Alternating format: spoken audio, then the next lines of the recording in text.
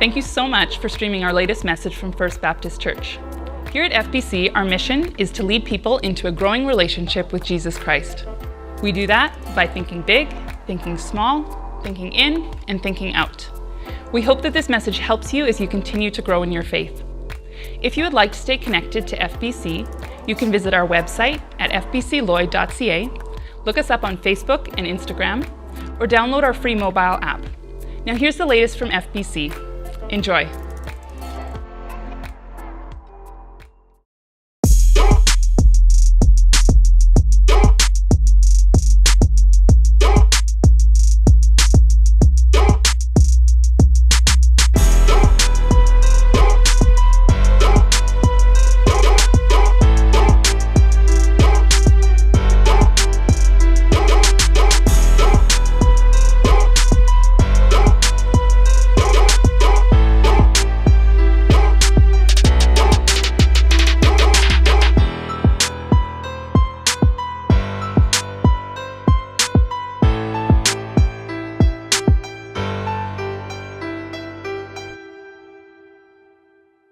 Well, welcome to our fall kickoff here at FBC. We're so glad that you're here. And like Doug said, man, if you are new here, we're so happy that you're here and hope that you enjoy it and that you'll stick around for a little while. Fall kickoff at FBC is definitely one of my favorite times of year. I love it. There's just so much going on. It's all exciting. We had our big backyard barbecue yesterday, which was awesome. This morning in FBC Kids, it's promotion day. Kids moving into new small groups and rooms and stuff like that. After service today, it's Donut Sunday. Probably should have saved that for the last because that's probably the most exciting. We got youth kicking off tonight and senior high on Wednesday night. And it's just such a cool time of year. It's also really cool for me because I've missed you guys. I haven't been up here it's been just a little over 2 months, and some of you have maybe really enjoyed the break, but unfortunately I'm here again, so sorry for that. But I feel like it's just, I'm doing this like every second week. I feel like a little detached from you guys over the summer. For those of you who don't know, I spent my summer out at Pleasant View Bible Camp. We had almost 600 kids there this summer, and God was just doing incredible things all summer. Talcy and I got to lead the LIT program, the Leader in Training program, again this summer. This is our 9th summer doing that, which is crazy. We were getting dangerously old, and so it's crazy to be able to say, you get to a point in your life where you're like, I've been doing something for like a decade. That means like you're old, So we've been doing that for a long time, and it's been cool. Such a good summer. A couple other cool things for me happened this summer. You've maybe heard that WestJet now like flies in and out of Lloydminster. So we were going to go to Kelowna to visit my family, and we're like, well, we have this 8-month-old, so we should fly instead of drive. And so we booked our flights. And honestly, when I was booking the flights, I felt like a pioneer, because I was like, WestJet just started flying out of Lloyd. We're some of the first. We're on one of the first boats. Well, it's a plane actually, but we're like, we're doing this thing. I will tell you that I also felt like a pioneer when we took that trip because due to all of WestJet's cancellations and delays with our flight, it took us from when our flight was originally supposed to leave Lloyd to when we landed in Kelowna was just over 32 hours. We went to Rwanda last year, which is in the middle of Africa, and it took us less time to get there. So I definitely felt like a pioneer gearing up for this massive journey. So like I said, you've heard that WestJet flies in and out of Lloydminster. That's kind of true. They're still maybe working it out a little bit. So. Speaking of our little baby, you guys have probably heard that we have a baby. I talk about her a little bit. But it's been so cool, man, just wrecking me, just seeing all these cool things she's up to and doing now. She's crawling all over the place. She does that. She stands, not like real standing, but that stand where she's like on the edge of something and dangerously like shaking, and you're just like, which way are you going to fall so I can try to catch you before you hit your head on something else? And it's been interesting now that she crawls all over the house. I realize like how dangerous basically every single thing is in the whole world.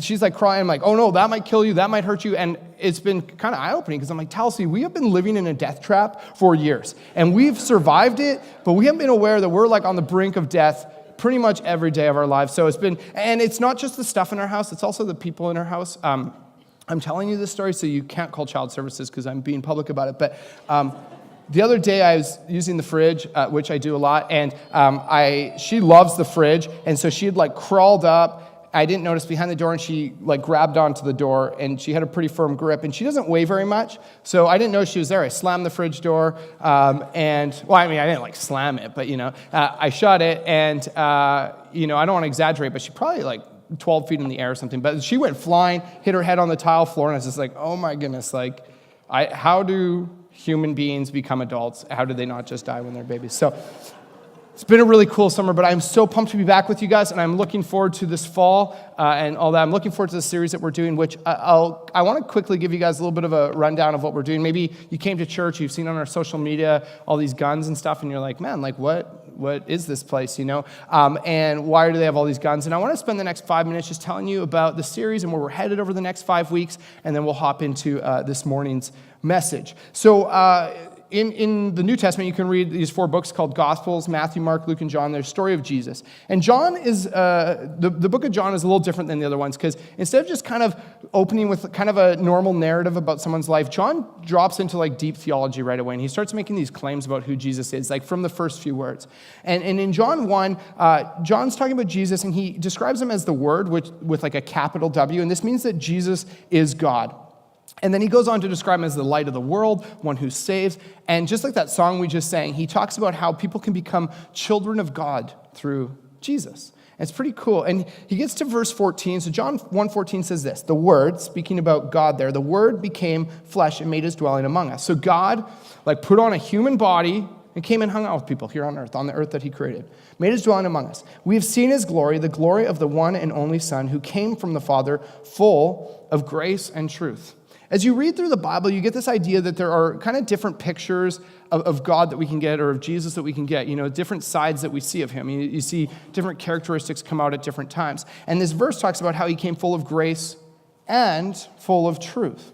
Now, we love grace Jesus. No problem with that, right? We love the Jesus that just like forgives and is kind and compassionate. The picture of Jesus stroking the little lamb that he's holding, which is funny because the Bible describes Jesus as a lamb, so it's really like a lamb holding a lamb. Super weird. But it's, we love the grace Jesus. He's nice, he's kind, he's who you want to have over for dinner. But then we see glimpses of truth Jesus. There's grace and truth Jesus. And we don't like this Jesus as much. This Jesus is uncomfortable. And you see that his early audiences didn't really like him that much either. They found him to be uncomfortable as well. And the reason why is because the truth hurts. Like real, hard, honest truth hurts. You've maybe experienced this. Maybe you've watched like America's Got Talent or some of like the Idol shows and stuff. The contestant goes on and they think they're like the next like best singer in the world, or they've got some talent. They're like, I'm so good at this. And they're not, they're pretty bad. And you're just watching as Simon just shreds them in front of millions of people, right? And the truth hurts. And we're all thinking like, man, that's harsh, but it's true. Husbands, that the truth hurts because maybe you've had your wife ask you like, does this make me look fat? Do you like my new haircut? Is she prettier than you? That the truth hurt. That the truth will physically hurt you, all right? If you kids are like really honest, and it hurts a lot. Kids just say whatever they're honestly thinking, and it's hard sometimes. Like at camp, I have kids constantly come up to me like, "You have long hair like a girl," and I'm like, "Yeah, but like, isn't it kind of cool and fun?" And they're like, "No," and just like, man, like, you need to get older and learn. I'm just like, I don't like your face, okay? And these kids need to get older and learn how to sugarcoat the truth, which is what we do and stuff. So we're going to be looking at truth Jesus. Over the next 5 weeks, we're going to be looking at some of Jesus's like savage moments where he just, drops some epic truth bombs. It's kind of the moment, his mic drop moments, where he just says something, he drops the mic, and the crowd is just like, oh my goodness, did Jesus actually just say that? Maybe you're new here and you're kind of like, man, they're going to be talking about like harsh, intense stuff, and for sure, and I'm glad if you're new here that this is what you're hopping in on, because at FBC we don't want to be a place that sugarcoats the gospel. We want to give you the real raw teachings of what we call the gospel, the good news of who Jesus is. Because here at FBC we're not offering like mundane, cheap religion. We're offering what Jesus offers, and that's a calling. That's a movement that you can be a part of, something bigger than yourself, something that's so good. And Jesus' truth is harsh and it hurts, but it's so good for us. It's kind of like when I go to get a massage, like I want to feel like I'm about to die, like on the brink of death, they're going so hard. And, and the end result is that, a few days later, once like my bones heal and stuff like that, I'm like, oh, that massage was awesome, And this is kind of like Jesus' truth. It's this deep tissue massage that it hurts. And one of the reasons it hurts is because it calls us to great sacrifice a lot of times. He says stuff, and it's like, I would have to change my life, my worldview, my beliefs to do that. But one thing I know, and I think the Bible would reflect as well, is that most really great things in life come as a result of real sacrifice. Most of the best things you have in life are the result of at least some degree of sacrifice. Like if you're married, you know that marriage requires a lot of sacrifice. Talcy and I, we've been married for just over 8 years now, and it's required a lot of sacrifice, our marriage throughout the years. But I've made those sacrifices, and I'm happy to let you know that it's been the best 8 years of Talcy's life. So it is totally worth it to make these sacrifices. And that's kind of what we're going to be looking at. I want you guys, we're going to hop into Luke 9:57-62. It's going to be on the screens. It's in the FBC app. But also, if you have a Bible on your phone or on paper, you can feel free to follow along as well if you would like. So we're going to read this. What we're going to do is, when I read the Bible, I like to imagine that I'm there and how I would process that. So I want to do something a little different than normal FBC esque stuff that we would do. And I want to invite you guys to just imagine that you're there. And when someone says something really savage or harsh, what do? You turn to the person beside you and you're like, man, that was really harsh, like savage, And so I'm going to get you guys to say stuff to your neighbors. And not like one of those like crazy Southern gospel churches that's just like, turn to your neighbor and be like, I am washed and sanctified. But I'm not going to do anything like that or anything weird like that. And this is one-time thing. So I'm going to get you guys, first service did a pretty good job, but I think you guys can beat them. So Luke 9:57. As they were walking along the road, a man said to him being Jesus, I will follow you wherever you go. Jesus replied, foxes have dens and birds have nests, but the Son of Man has no place to lay his head. I want you to turn to one of your neighbors and just say, shot fired. Not bad, not bad. Also not great, okay? You have 2 more chances. Jesus said to another man, follow me.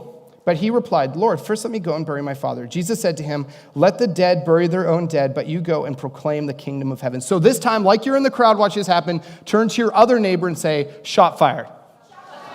Well, that was way better. All right, that was good. Still another said, I will follow you, Lord, but first let me go back and say goodbye to my family. Jesus replied, no one who puts a hand to the plow and looks back is fit for service in the kingdom of God. This time, I want you to decide which of your 2 neighbors is better looking and turn to them and say, shot fired, okay?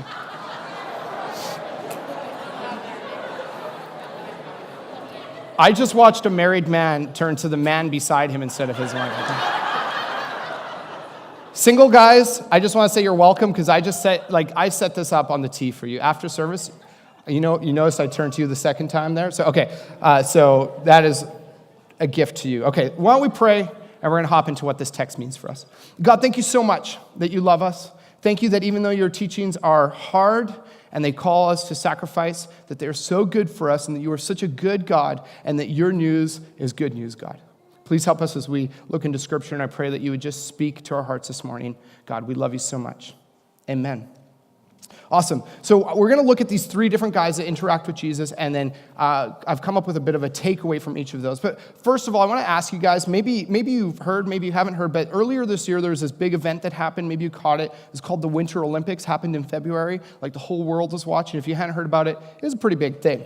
Canada won like 29 medals, which is like more than Russia for sure, this last go. So shot fired right there. But Olympics to me are really interesting because it's like when the whole world stops and watches sports together, but almost all the sports are sports that no one actually cares about, right? You got friends like, I got to get home. I PVR'd table tennis, and right once that's over, badminton is on, and then I'm going to stay up to like 3 a.m. in the morning, or 3 a.m. in the morning because archery is on. I go watch the archery semi, and you're like, what? Who cares? Archery? The Winter Olympics, this is the one that gets me the most, the biathlon. You guys know what I'm talking about, the biathlon? What happened? A few years ago, I picture a couple guys in Switzerland who they cross-country ski together on the regular, and they're cross-country skiing around. And one day, one of the guys says to the other guys, he's like, hey, you know what? I've just been thinking, this is so much fun, and I love cross-country skiing with you guys, but I've just been thinking that, there could maybe be, another level to this. This could be more intense or epic, And one of his friends I know, I've been thinking the same thing. And here's what I've been thinking. We got these mountains. We're in Switzerland, the Alps. Maybe we should take our skis up the mountain and use gravity and go really fast down the mountain. And the guy's like, yeah, like that sounds kind of cool. Like, I don't know. I'm not sure if that's quite. He's like, okay, I know. We could like build jumps, do like backflips. He's like, I don't know, man. Like, it needs something more. He's like, maybe we could, instead of two like long skinny ones, we could, if we want to look way cooler, we could turn into one wide one and stand sideways on it, and we'd be way cooler than those. No, but he's like, no, I have another idea. Those are decent suggestions, but I have another idea. What if we got guns? And the other guy's like, yeah, I'm listening. This is awesome. Who are we going to shoot at, And they're like, all right, we're gonna get guns, and we're gonna take them cross-country skiing. The guy's like, okay, so we're going to be ripping around and firing shots. He's like, well, no, hear me out. We're going to take a gun, grab like 5 bullets, cross-country ski on flat land for like 20 kilometers, and then like twice in the middle of that, we're going to stop completely motionless, lay down as still as we can, try to stop our breathing, and shoot at some targets off in the distance that no one can see. It's like, yeah, that's what makes it more intense. Like, what kind of an event is this? Like, I think it was just the makings of like the original Scandinavian drive-bys, And but the crazy thing is, like, the whole world is watching the biathlon. Like, who cares? I was at my friend Neil's house, and a guy up here singing, and if you don't know him, and we're hanging out. It was one of the many kids that exist, birthdays, I don't remember which one, but the Olympics were on, and we're watching the Olympics, and it's snowboarding, slopestyle, which is arguably more interesting than a lot of the other events and stuff, and we're watching it, and I don't want to mention any names, but one of my other friends was there, and we're watching, and his wife's like, hey, you know what, the kids are getting tired, we should go home. He's like, yeah, but like slopestyle's on, it's the finals, and she's like, yeah, I know, like we should go, like the kids, and he's like, babe, I gotta watch slopestyle, and like I said, I don't want to mention any names, but eventually she's like, Barry, we need to go. And there's this fight about, he's like, slopestyle is so important to me. And I'm like, Barry, you haven't watched snowboarding slopestyle in 4 years. All of a sudden the Olympics are on, and it's like the most important thing. It's more important than, and it's like, this is crazy. But we do that. And we do that when things are going well, and there's a lot of people involved. There's this bandwagon effect. We start jumping on the bandwagon. Lots of sports fans around here don't know what the bandwagon is because, teams like the Oilers and stuff don't have bandwagons because things are never going well. But when things are going well and there's a big crowd following, people jump on this bandwagon. This is what's going on with Jesus. First like 7-8 chapters of Luke, things are going really well. Jesus is doing amazing things, and he's got this huge crowd that starts amassing, and they're following him everywhere. There's this huge bandwagon. He's going around, he's like healing people miraculously, like deaf people can hear, blind people can see. He brought some dead people back to life. He took some kids' lunch and fed like 5,000 people with the lunch. He walked on water. There's this one time where he's in the boat, and people must be talking about this like crazy. He's in a boat, there's this crazy storm. He comes up on deck, and he says, yo, storm, chill. And just, boom, calm. It's crazy. Of course, Jesus has this big crowd following him. There is literally no one like him on planet Earth. And he's got this huge bandwagon. And this is like, for his marketing team, this is amazing.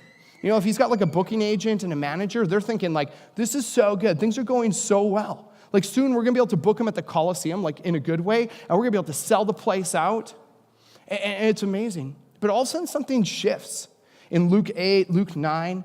And Jesus looks at this bandwagon crowd, and he's just like, he's just like, this is just a crowd. This is a bandwagon of fans who don't really care. These are consumers who are just here when things are good, when I'm handing out free food or when I'm healing people or they like the grace Jesus. But he realizes these aren't contributors. And Jesus starts building his kingdom, which eventually is called the church, and he's saying, this is a place for contributors, not consumers. If you're just here or you're following Jesus just for what you can get, you're missing out on what it's really about. And Jesus calls his followers to be contributors. He said, follow me and be part of this movement. It's so big and it's so amazing. And so something crazy happens. He starts thinning the crowd. He starts saying things that starts calling the crowd. And maybe some of you have done this on like social media, like on Facebook or Instagram or Snapchat. You're like, I never talked to this person, or I don't even know who these people are. This person just was like someone I graduated with 10 years ago that added me to try to sell me some of their products or something like that, And so you go through and you start deleting people and removing, and this is kind of what Jesus starts doing. He starts saying some crazy things. In Luke 9, 22, Jesus predicts that he's going to die in like a brutal way for the first time. And like 20 verses later, he predicts that again. And Jesus' like PR team is like, dude, like this isn't good for business. Like, what are you thinking? You're telling people you're just going to die in a brutal way? That's not going to help your following.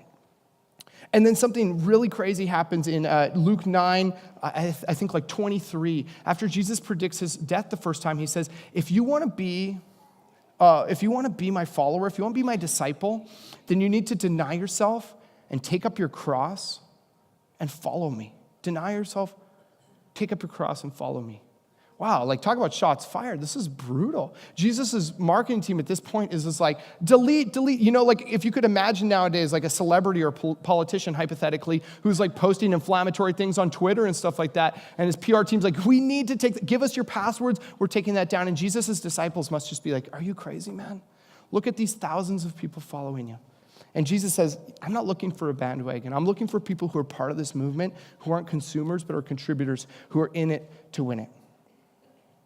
And so I want to look at these 3 shots fired and break them down, and I think each one offers us a decent takeaway that we can apply to our lives now. So we'll start in verse 57, and don't worry, I'm not going to get you to talk to your neighbors anymore. As they were walking along the road, a man said to Jesus, I will follow you wherever you go. I will follow you wherever. I will follow you anywhere. He's coming up to Jesus, and he's saying, Jesus, I'm going to follow you absolutely anywhere. And how does Jesus reply? He says, foxes have dens and birds have nests, but the Son of Man, Jesus, has no place to lay his head. So here's the situation. The guy's like, Jesus, I'll follow you anywhere. Anywhere I'll follow you. And what's Jesus' response? Dude, I'm homeless. I don't have a house. I don't have a bed. See these foxes and these birds? They've got it better than me as far as accommodations go. See, what's going on here is Jesus realizes that this guy comes up and he makes this big, bold statement. This guy comes on strong, and he realizes that this is just lip service. This guy says, I'll follow you like anywhere. And what happens a lot of times is I think we think about our faith in terms of the spectacular. How we follow Jesus, we think about it in like the big or the important or the spectacular. And I think Jesus looks at it in terms of the normal. And here's what I mean.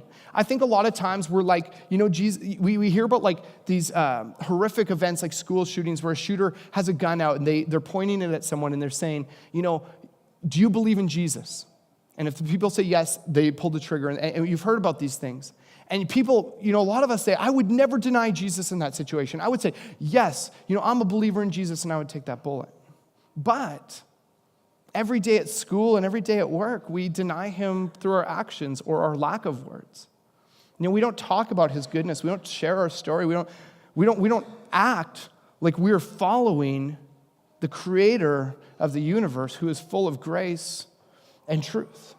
See, this guy, I think he's saying to Jesus, like, you know, Jesus, when you're feeding the 5,000, I'm there, you know. When you're walking on water, Peter might fall in, but I'm going to walk, you know. And Jesus is saying, man, like, I want the everywhere. I'm not just looking for the anywhere. I want the everywhere. I want the normal moments of your life. For most of us, our lives aren't full of spectacular moments. Most of our lives are full of day-to-day moments that are really normal and routine. And that's what Jesus wants. He wants the everywhere. He doesn't want the lip service of, oh, you know, I'll go do this crazy mission trip, or on Sunday I'll do. He's like, I want to be with you everywhere. It's not like Jesus is like, hey, when you go to your hockey game, you go to a sports game, when we get there, I'm just going to chill in the car and you go do your thing. I'll just wait. Jesus, that's not Jesus. Jesus is saying, I'm going to be on the ice with you. I'm going to be in that with you. Your business meeting, work, school, when you're hanging out with the girls, when you're hanging out with the guys, I'm there. We're there together, the normal day-to-day situations. Jesus wants the everywhere. He's not concerned with the anywhere, the spectacular, the big, these shiny moments.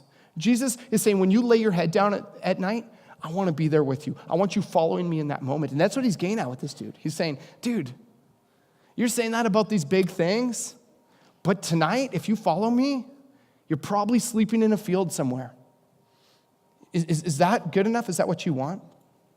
For a lot of you, you've decided at some point in your life to be a follower of Jesus. Maybe there's a moment when you prayed, or maybe there's a season in your life where you kind of made this decision. You're like, I'm going to be a follower of Jesus. And that's a step. And it's by far the most important step you ever take in your life. But it is one step in a journey where you continue to take steps following Jesus. To follow Jesus means that when Jesus goes, you go. When he comes, you come. When he leaves, you leave. When he jumps, you jump. When Jesus performs an amazing miracle, well, then you just watch and you say, oh my goodness, Jesus, you're so amazing. But you're there because you're following him everywhere, not just in the quote unquote anywhere, the spectacular that we think of, these crazy moments. If you're here and you haven't decided to follow Jesus, it is the most significant step you can take in your life, and I would love to talk to you about that afterwards. This guy comes up to Jesus. He says, the highest mountaintops and the lowest valleys, I will follow you there. Clearly, this guy wasn't from Saskatchewan. And then Jesus looks at me and says, what about the normal elevation?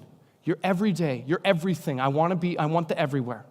And I think the takeaway from this guy is that you can't follow Jesus anywhere unless you first follow him everywhere. If you've got a bulletin or the app notes, you can fill these in as we go along. What we can assume moving forward, there's no mention of a 13th disciple, is that this guy heard Jesus say, dude, I'm homeless. And he wasn't interested in the everywhere. He wanted to be on stage with Jesus, and he wanted to be part of feeding the 5,000, but he wasn't interested in the everywhere. Verse 59, he said to another man, follow me. So this isn't like, this guy didn't even come up to Jesus. Jesus is just straight up like disciple calling style. It's like, you follow me, calls this guy out. But he replied, Lord, first let me go and bury my father. You read this like, oh, sweet, this guy's in. It's like, Jesus, I'm in, I'll follow you. Just quickly first, I've got a funeral. But other than that, I'm in. And you think that's great. A funeral, that's like total trump card over anything, right? Your boss is like, we have a really important meeting on Thursday. You say, my dad died and I have a funeral. What's your boss going to say? It's not going to be like, oh, you're fired. He's going to be like, oh, I'll buy you flowers for missing work that day, It is a trump card. But this is what Jesus says. Jesus said to him, let the dead bury their own dead, but you go and proclaim the kingdom of God. Let the dead bury their own dead. Is that even possible? Is Jesus like, here's a shovel, go find a corpse, hand it to the corpse, and say, hey, can you deal with my dad? I have something else to do. Like, how insensitive is Jesus? Jesus would not exist in 2018 North America, right? Saying stuff like that.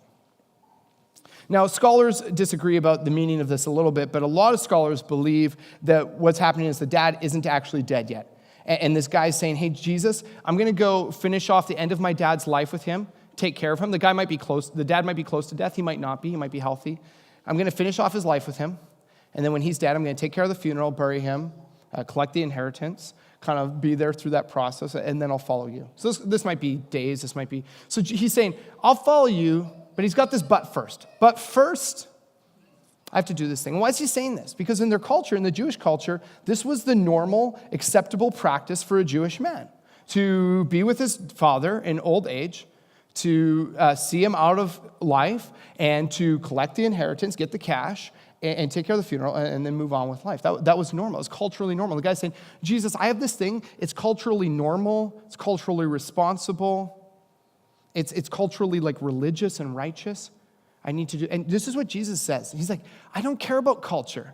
Jesus is like, I didn't come to the earth I created to get a lesson on the culture you guys have created. He said, I've come to teach, not to learn. I've come to teach you how life works in spite of what culture has taught you. Culture might say, this is what makes you good. This is what makes you responsible. This is what makes you like a real, normal, decent human being. And Jesus says, but it doesn't matter. If it doesn't line up with what I'm calling you, if it's a but first that comes before putting Jesus first, then it's meaningless. Then it just gets in the way of focusing on who Jesus is. This guy, he's in, but he's got this big but first. And I think the takeaway we can take from this guy is that you'll never put Jesus first if you're focused on your but first. And I think we have so many but firsts in life, right? If you're anything like me, you've been on this workout plan for a long time called the Tomorrow Workout Plan, right? You're like, I'm going to get in shape, I'm going to eat healthy starting tomorrow, right? I've been on it for years. It's amazing. It's like way easier than most. Forget P90X. This is way simpler. But it's interesting because, and I'm not, you can do whatever you want with your diet, but, a lot of us were like, I need to start eating better. I need to start doing this. And it's like, but first, we know that in 4 weeks, it's Thanksgiving, right? So it's like, well, but first, I'm just going to get through that because it'll be really tough. We'll have lots of food, all that. And then, after that weekend, then I'll start eating healthy, right? But then Thanksgiving happens, and what happens then? You're like, well, in 24 days, it's Halloween, right? It's like, I can't do this right now. Like next Halloween, I won't eat candy, but this Halloween, I'm going to send my kids out to go gather candy and bring it back and all that. And then Halloween happens, like, oh, Christmas is coming up. I love Christmas baking. My grandma, actually, I will let you guys in on a little secret of my life. My grandma, she's not around more, so I'm allowed to say this, okay? I'm sad she's not around, but my grandma was amazing in some ways, but her Christmas baking was actually not good. Okay, you could confirm that with Talcy. We'd come at Christmas. She's like, I made all this stuff. And we're like, oh, cool, thanks. Wish you wouldn't have. But It's like, can we just have the cash you spent on it? But you have these but first. And I'm not here advocating for eating healthy or whatever that, but that's how we look at Jesus. And we do it with so many areas of our lives. Most of us think it's good to be generous, to take care of those who are in need, to contribute to things. But a lot of us are like, I want to be generous. I want to be more generous. But first, I need to make a bit more money. I need to pay down my mortgage. I need to set, like my neighbors have these things in place. I should have that in place. I should take care of these things financially. I need a raise. As though that's going to make it easier, right? We're like, I want to spend time reading the Bible or serving at church or praying or spending more time with God. But first, I just have so much homework. I need to keep my grades up. Or I need to do this thing with work. Or, I'll go watch my sports or, my shows or whatever. I got to do this thing at work with my... We have so many but firsts. And the problem with but first is that the longer that you live in your but firsts, the harder it is to detach from those. Like for the food thing, it's not like the more you eat delicious, enjoyable, unhealthy food in your life, it's not like it gets easier to give it up, right? Or with generosity, that example, it's like if right now you're living just enjoying the luxury of what you have and you get more money, it's not like you're all of a sudden going to be like, and you continue to enjoy the luxury, it's not like you're all of a sudden going to be like, okay, now that I've enjoyed so much luxury, I just don't want it anymore. No, it's addictive. We want it.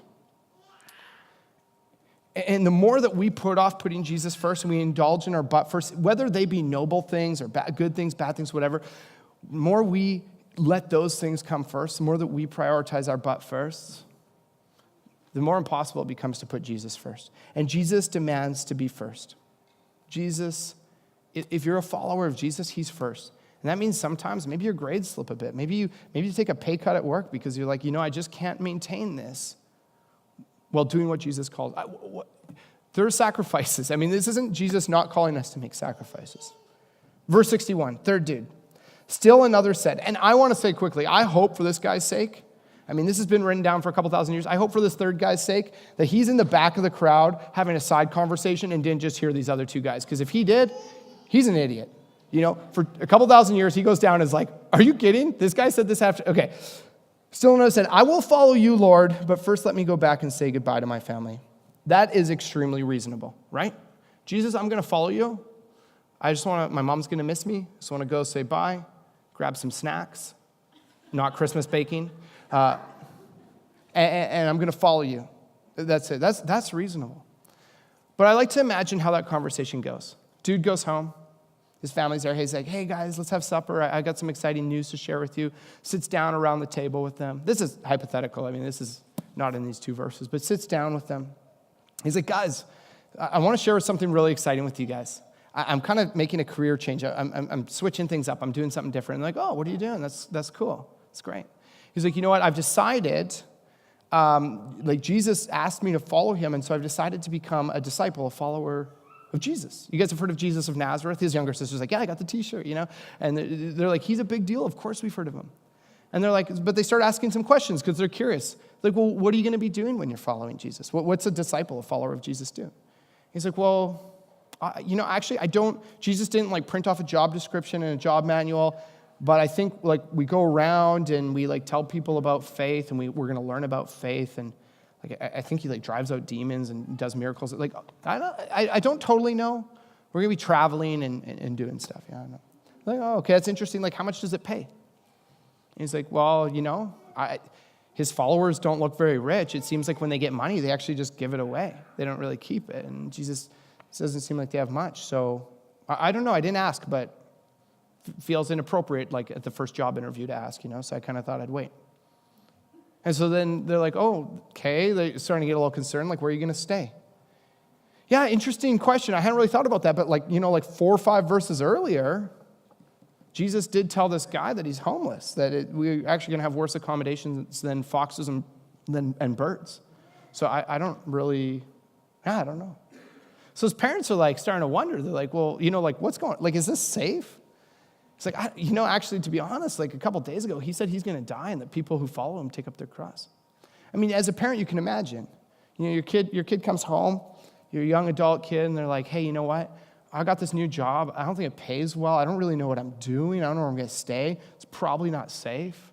These are all the green lights of parental advice, right? You're like, oh, yeah, go for it. That sounds awesome.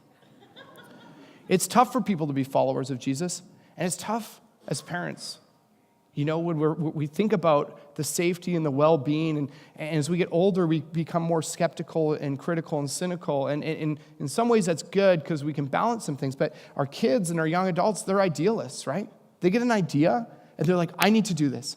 And sometimes we know, that's not, but I think as parents, we need to do a better job of embracing that and empowering them and letting that fail a little bit, rather than just skeptically saying, I don't know, maybe we should rethink that and spend a few years thinking about it and then eventually just never try it. A few years after I graduated, I decided I wanted to spend years touring in a rock and roll band. And my parents were very supportive, but I imagine for them this was tough, Like, I imagine at least part of them is thinking, you sure you don't want to make something out of your life? Do something? Get a job or an education? I don't know. That'd be tough for them. And for parents, it's tough, right? Kid comes home, hey, mom, dad, I want to start giving all my money and possessions away. Mom, dad, I want to go on a mission trip with the church. Well, is it safe? How much does it cost? And maybe it isn't safe. Maybe it's expensive. But I think we need to do a better job with our kids and our teenagers and our young adults of first embracing the fact that they want to follow Jesus in an extreme and real way. And we can figure out some of we can talk money and stuff like that. We can figure that out. But sometimes maybe what Jesus is calling you into isn't that safe, or isn't that reasonable, or isn't that comfortable. I can imagine that the conversation continues on around the table, and the parents are just like, yeah, we hear what you're saying. Sounds like a pretty interesting job. They're thinking in their minds, they're screaming. They're like, this is crazy, And they're like, this seems interesting. But, you do need to think about your future. Do you want to have a family? Think about how comfortable and safe it's been here. You have a roof over your head, a bed to sleep on. Things are good. You're making money. You can carry on the family business one day. Dad's already set aside 3 goats he can buy you a wife with. If you want, we can put a couple more goats, maybe get you a couple wives or a better wife. I don't know. I don't know how much you get for some goats back in first century Middle East. It's pretty good here. Carry on the family business. You can make money. You can provide for your family. You can do the normal, comfortable, safe thing that every single other person is doing, that Jesus came to earth to say, this isn't cutting it. We think that when we bury our father, or that when we provide for our family, that's the righteous and right and noble thing to do. And some of those things are good, but Jesus says you can't muster up enough righteousness in and of yourself to make a difference. The only righteousness that will make a difference is what you can get from following me. So Jesus says, no one who puts a hand to the plow and looks back is fit for service in the kingdom of God. I would imagine that this guy's family, they say, you've had it good here, you've had it safe, you've got money, you've got food. They start drawing his attention to the things in the past that have brought him pleasure and comfort and safety and stability. And they say, think about what you have here. Think about your past. And as he thinks about the past, as he looks back from the plow, so to speak, he doesn't know what Jesus has for him in future. And I think the takeaway from this dude is that if you won't let go of your past, you will forfeit the future Jesus has for you. Jesus isn't just sadistically calling us to sacrifice and embrace hard truths because he likes to watch us suffer. When Jesus calls us to sacrifice, it's because what we're going to sacrifice is going to be replaced with something so much better. He offers us a future that's beyond what we could ever hope for or imagine or muster up on our own. And ultimately, this is what the series is about, this third takeaway, is letting go of the things that you think bring you security and pleasure and interest and joy and whatever, and trusting Jesus at his hard truths that he has something so much better for you in the future. Jesus seems pretty unreasonable in these statements. No, you can't go say goodbye to your family before you take off on a mission that might cost you your life. Come on, that's reasonable to go say goodbye to your mom, your dad. But the thing is that Jesus looks through these guys' words and he sees their hearts. A few weeks ago, I went to get some cavities filled in, and I'm really bad at taking care of my teeth. I'll admit that right now, so don't stand too close to me when we're talking about I never floss. I brush once every few years or whatever, but I'm probably a really bad role model for your kids, but I'm pretty bad at it. And every time I go to the dentist, they ask me the same question. It's the answer isn't changing, how's flossing been going? How are you doing taking care of your teeth? I usually just wait till they have their hands in my mouth, so I can, so then I'm not lying, but I'm just they can't hear me, right? The thing is, whenever I go to the dentist, I wake up that morning and I brush my teeth like I have never brushed them before, I'm getting out a grinder and I'm just trying to remove, thinking that the dentist is going to be fooled. They're going to be wow, You know, that early morning toothbrush that was like teeth brushing, it was just so good. They're going to look at my mouth and be like, wow, your teeth are amazing. Can we take pictures for like ads? No, they can see, like when they ask me if I floss or not, that's their way of saying, we can tell that you don't floss, and we just want to know if you're honest. You know, we want to know if you're a big fat liar. The God who created the universe looks through these guys' words, and he sees their heart. This guy says, I'll follow you anywhere, but Jesus says, you won't follow me everywhere. You know, the second guy says, you know, I'll follow you, but first. And Jesus says, you just don't want to put me first. You've got other priorities in your life. And this third guy says, you know, I'll follow you, but let me go do this thing. And Jesus is saying, you know what, you are so blinded by the things that you think bring you pleasure that you can't see the future that I have for you. And when Jesus calls you to be his follower, he calls you instead of looking at your past to enjoy the pleasures that you enjoyed before, to look to the future that he offers you. He looks to you to get rid of your butt first and to put him first. And he looks at you to follow him everywhere, in the day-to-day, at work, at school, with your family, with your friends, in the normal places. In a second, the band's going to play for us, and we're going to rock out to one of my favorite songs that we sing here at FBC, and the song is all about surrendering your life into Jesus' hands, because there's no better place for your life to be. But before that, we're going to eat some donuts, and next week you get to hear from Doug carrying on this series. And I'm really excited for this series, so I'd encourage you guys. We've got lots of stuff about it on social media. We've got invites out at the info center. Grab some or share with your friends. Invite them out. I think this is a really cool time to maybe just share what the gospel really is about. So bring some people out. But before we sing, just let me pray for you guys. God, thank you so much for being such an amazing and loving and good God. Thank you that you love us enough to call us to hard truths and to allow us to sacrifice in order to embrace the future that you have for us. I pray as we continue on over the next 5 weeks that you would just really speak into our lives and help us grow in our relationship with you, God. We love you and we're thankful for the difference that you make in our lives, God. In Jesus' name, amen.